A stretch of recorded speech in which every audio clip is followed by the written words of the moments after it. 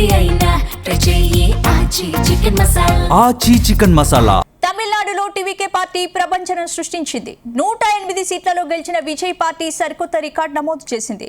Vijay CM అవుతుండటంతో TVK శ్రేణులు ఆనందంలో మునిగిపోయారు. కానీ ఇప్పుడు విజయ్తో పవన్తో పోల్చడం హాట్ టాపిక్ అవుతోందా?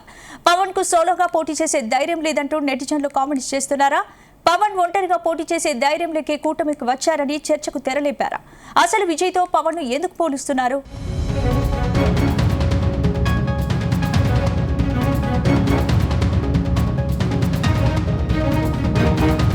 తమిళనాట టీవీకే పార్టీ ప్రపంచనం సృష్టించింది. టీవీకే అధినేత విజయ్ పార్టీకి ప్రజలు బ్రహ్మరథం పట్టారు. టీవీకే పార్టీ అధికారానికి మ్యాజిక్ ఫిగర్లో అడుగు దూరంలో నిలిచింది.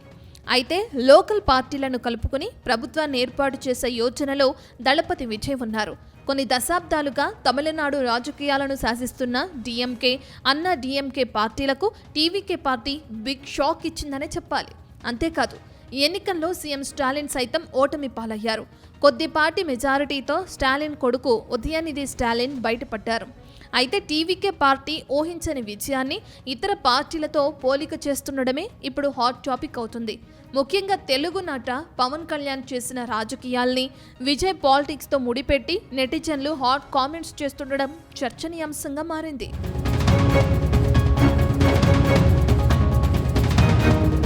వాస్తవానికి టీవీకే అధినేత Vijay, AP deputy CM Pawan Kalyan cine industry నేపథ్యం ఉన్నవారే.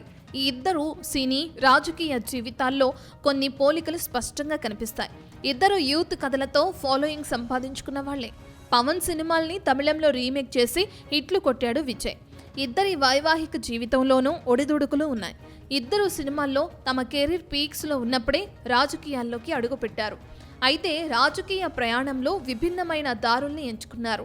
పవన్ కళ్యాణ్ పొత్తు రాజకీయాలు చేస్తే విజయ్ సోలోగా బరిలోకి దిగారు.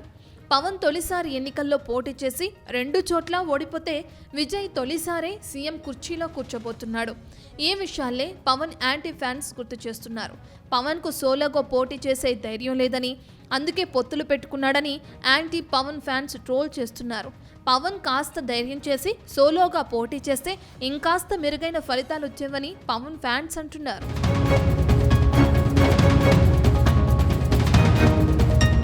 అయితే జనసేన అధినేత పవన్, టీవీకే చీఫ్ విజయ్ ఇద్దరిని ఒకే ఘాటిన ముడిపెట్టడం కష్టమని రాజకీయ పరిశీలకులు చెప్తున్నారు. తెలుగు రాష్ట్రాల్లో రాజకీయాలు వేరు, తమిళంలో వేరని గుర్తు చేస్తున్నారు. తెలుగులో రాజకీయాలకు సినిమాలకు మధ్య స్పష్టమైన విభజన రేఖ ఉందని అంటున్నారు.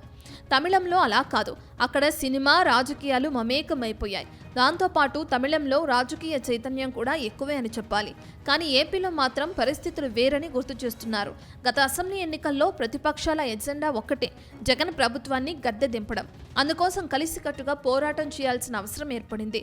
జగన్ హయాంలో ఏపీ 10 ఏళ్లు వెనక్కి వెళ్లిపోయింది. ఈ దశలో ప్రభుత్వ వ్యవస్థలు గాడిన పడాలంటే ఖచ్చితంగా సొంత ప్రయోజనాల్ని పక్కన పెట్టి పోరాడాల్సిన పరిస్థితి వచ్చింది. ఒక బలమైన నాయకుడి చేతిలో ఏపీని పెట్టాల్సిన సందర్భం వచ్చింది. అందుకే టీడీపీ, బీజేపీ, జనసేన కలిశాయి. సో తెలుగు, తమిళ రాష్ట్రాలు వాటి రాజకీయాలు వేరువేరుగా చూడాల్సిన అవసరం ఉందని గుర్తు చేస్తున్నారు.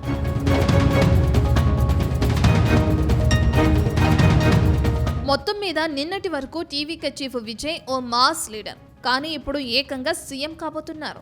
అయితే సీఎంగా ఎంత మేర రాణిస్తారు అనేది భవిష్యత్తే చెప్పాలి. ఎందుకంటే విజయ్ పార్టీలో పెద్దగా అనుభవం కలిగిన నేతలంటూ ఎవ్వరూ లేరు. ముఖ్యంగా విజయ్ కూడా గతంలో ఎలాంటి అనుభవం లేదు. కానీ పవన్ కళ్యాణ్ డిప్యూటీ సీఎంగా తన మార్కు చూపిస్తున్నారు. పాలనలో సీఎం చంద్రబాబు సైతం పవన్కు ఎంతో ప్రాధాన్యత ఇస్తున్నారు.